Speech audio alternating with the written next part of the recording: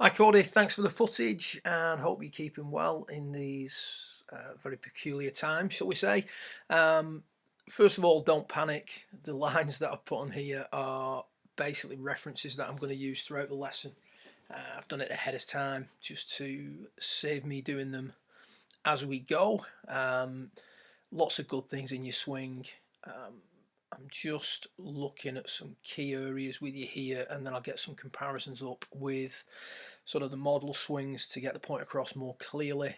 So just a little bit of an overview first and foremost before we get into the nitty gritty of it in regards to the type of shots and patterns that you're experiencing. So occasionally a little bit heavy, a little bit thin.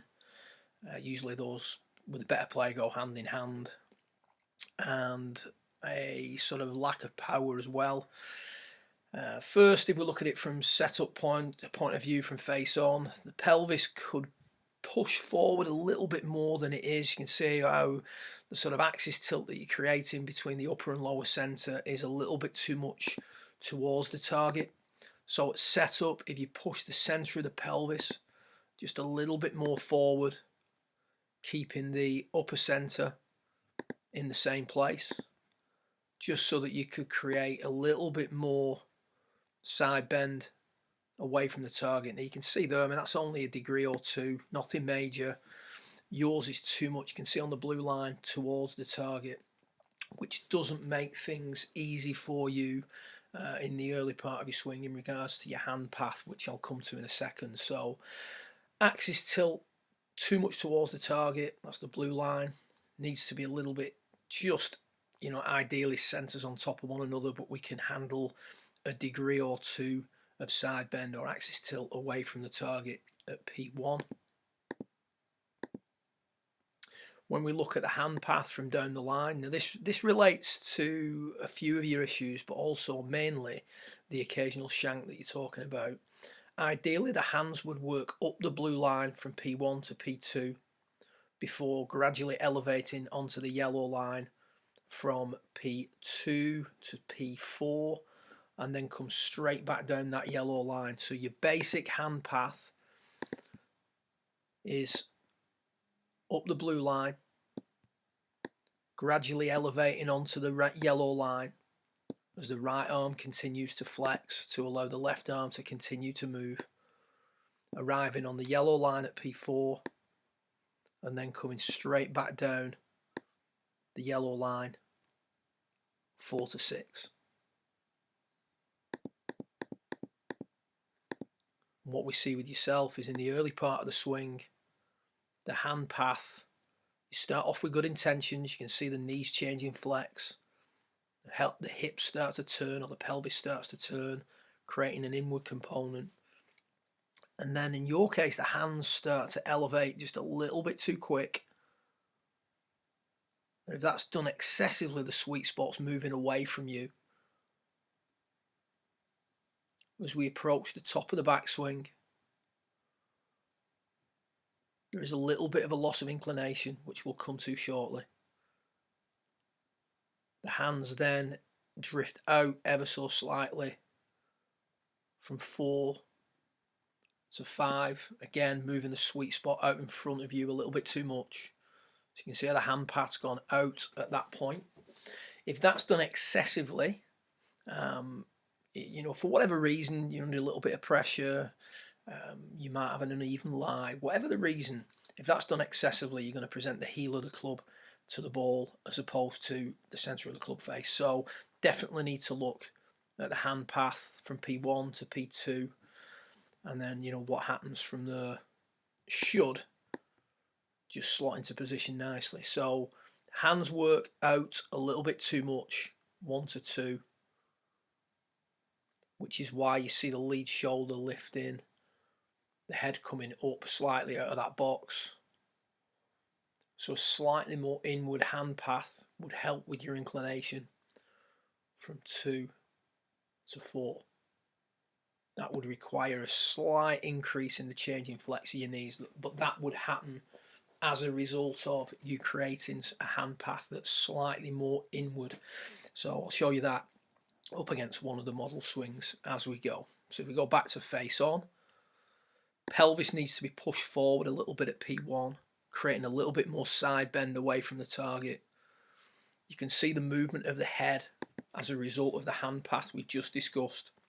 So the head goes up and away from the target from about 2.5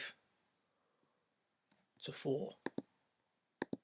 So we're pretty stable, 2.5 to 4 as the lead shoulder works up. So what we're doing is we're extending and turning without side bending sufficiently. As the hands work in more and the knees have to change, flex more to accommodate that, the side bending from P1 to P4 will start to increase and create a little bit more of a stable position at P4. Because of the movement in the backswing, the pelvis, as you can see in the orange lines, can become a little bit unstable. So just a very slight drift off with the pelvis. And now during the downswing, we've got to try and keep the hands in. We can't afford them to drift out. And we've got to try and get some side bend towards the target. So the pelvis is going to drive forward at slightly too high a rate. And the arms don't engage soon enough. This is your biggest issue. So of everything else aside that we've just discussed, they're all little bits that will help tidy things up for you. This position now, P6, is your biggest area of concern. The butt of the club is not far enough forward. The right arm hasn't started to straighten enough. The left arm hasn't advanced enough. And as a result, the wrist action has started to come out. So it's an accumulator unloading sequence from P4 that's the issue here and that we want to try and change. Those other areas that we discussed are tidying up pieces. Everything has a knock-on effect. The act of dramatically increasing the side bend means that it's very difficult to release the right arm and left arm in sequence. The act of driving forward too fast is what causes the head to drop down and back. So whenever you're going to do that, you're going to get a situation where the arc becomes very unstable. So when we're hitting a golf ball, the main two priorities in regards to contact are controlling the way the weight moves forward and the way the radius is controlled. So you're trying to control two things, not just one. It's not just about where the weight's located, it's about what the radius is doing as well. So there's some radius management in there that needs to be considered. And at P6, we want to see the left and right arm firing much more sort of aggressively, much more actively, which will allow you to maintain your wrist angles for longer and keep the arms and the body matching up together. So as you come through from that position, you've got to widen the arc somehow. You see the wrist angles start to come out. And I've just put the purple line on there. When the left arm is vertical, you can see that the shaft has passed the hands considerably. So the overtaking rate through impact is too high. Now, if that happens too early, you're going to catch it heavy. If it happens as you push up out the ground a little bit more and pull away with the chest a little bit more to prevent hitting it heavy, then what you're going to find is that the angle of ascent of the golf club is too high. So the club comes out of the ground too fast, resulting in thin shots. What you're also doing there is as the lead wrist starts to extend, as the angle in the back of the right wrist or the trail wrist starts to flatten out, you can see the very, very extended lead wrist, very flat trail wrist. Then what you're doing is you're adding dynamic loft. So coming into impact, if this was a 6-iron, instead of de-lofting it by several degrees, you're hitting it with the same amount of loft that comes out the bag, if not slightly increasing the loft. So that's going to, as well as affecting your strike, it's going to increase your launch, increase your spin rate, and decrease your yardage. So if you want to hit it further, holding on to the angle in the back of the trail wrist and reducing the rate at which the club overtakes the hands is a massive area for you. Unfortunately, that's difficult to manage when you're as far sort of up and away from the trail leg as you are at P6. So you can see there the butt of the club is sort of, I'm just going to get rid of these lines for you now, the butt of the club is just below the level of the belt buckle and just encroaching onto the trail leg, and we want to make that a little bit tighter. We want that radius much tighter at that point. So what I'm going to do now is I'm going to spend a little bit of time looking at P6 from face on alongside a model swing. Then I'm going to come back to your down the line footage and compare it to a model swing to give you some sort of visuals and some food for thought in regards to your hand path. Okay, so here we have you at P1 alongside Grant Waite, and you can see the difference between the location of the two centres in regards to you versus him and the effect that that has on the overall look at P1. So rather than, and the angle's not exactly right with you because it looks like the footage is slightly lopsided, but you get the overall impression. The upper centre is out in front of the lower centre, whereas in Grant's case they're beautifully stacked on top of one another, and you could actually afford to have the lower centre ever so slightly out in front of the upper centre. But if you want to look at the model, just both centres on top of one another when you're hitting a mid iron. So gives everything just that little bit more of a balanced look at P1. Like I said, we'll come on to your hand path from down the line very shortly, but before I do that I want to go through P6 with you. So from P4,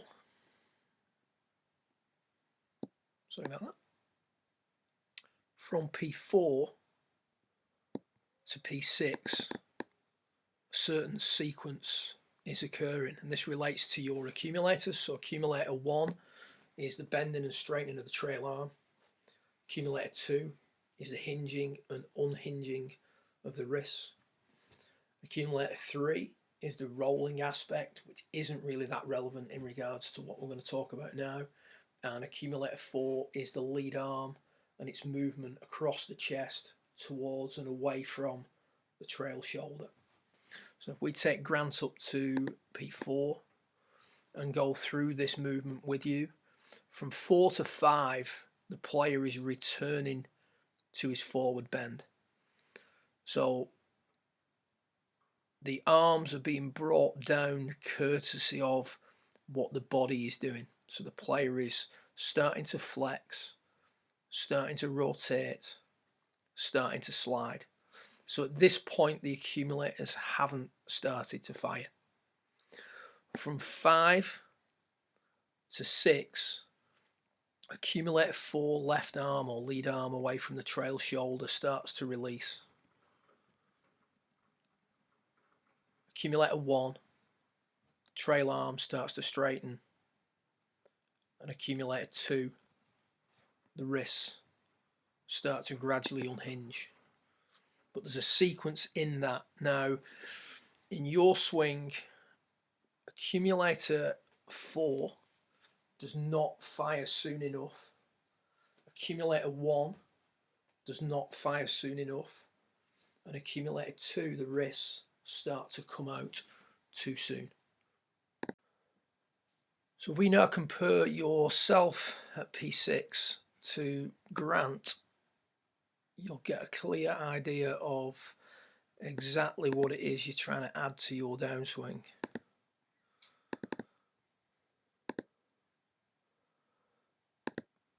So as Grant moves his body forward, his accumulators are releasing. Left arm is moving away from the right shoulder. Right arm is straightening. The action of doing those two is allowing him to maintain his wrist angles for longer, so that you can see at P6. Left arm more advanced, butt of the club further forward. Right arm starting to straighten. Shoulder tilts aren't excessive. Head's not dropping back, etc., etc.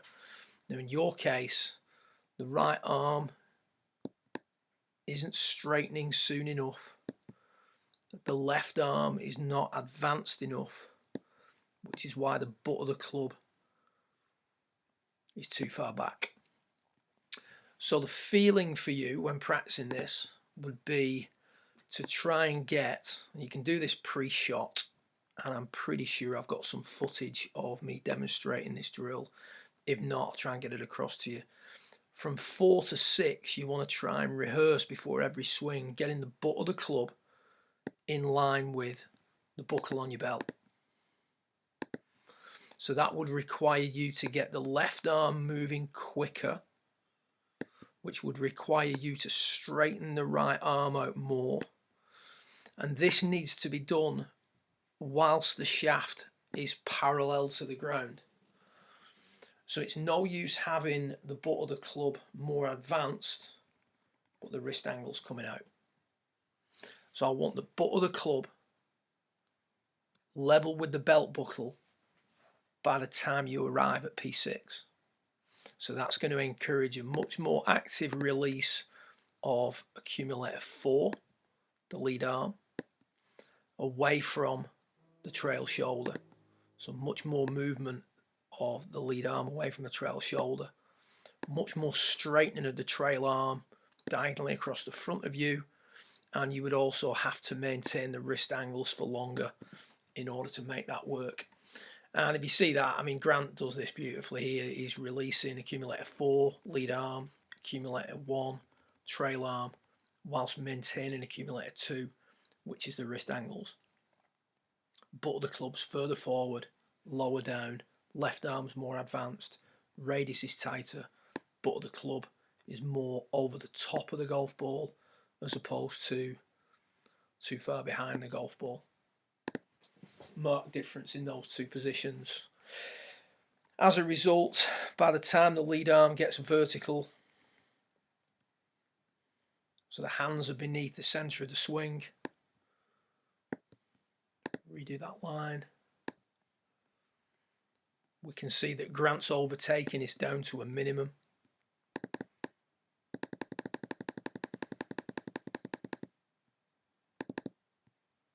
Whereas the club has overtaken your hands at a much higher rate. So your shaft would sort of be here at this point. Just a little bit blurred, but you get the idea of sort of where that red line is as the hands get beneath the centre of the arc. So with a higher overtaking rate, you're going to have more dynamic loft. The rate at which the club is passing your hands from P6 to P7.5 is greater. Therefore, the radius is changing dimension more, which is why as you come through the hit, you have that more bent arm. Okay, so very briefly, looking at the hand path from down the line, comparing yourself with Charlie on the right hand side. We discussed earlier that during the takeaway from 1 to 2, the hands should trace the red line. The rotation of the pelvis and the changing in flex of the knees plays a huge role in your ability to trace the correct hand path. So we see in the offset that you change flex in your knees really nicely, and then that tends to just wane a little bit, and as that starts to calm down and the knees don't change flex quite as much, you see the hand path drifting upwards and outwards a little bit too early. Rescue it a little bit there, pulling it in at 4, and then starts to come out a little bit too much. 4 to 5, 5.5. So there's a lot of changes in hand path there that need tidying up. So I'd like to see a little bit more inward for a little bit longer so that you can continue to flex the trail arm, elevating the hands as opposed to pulling everything inwards. You can see there as your lead shoulder works upwards as well. When we watch Charlie, the hands are going to trace the red line from P1 to P2.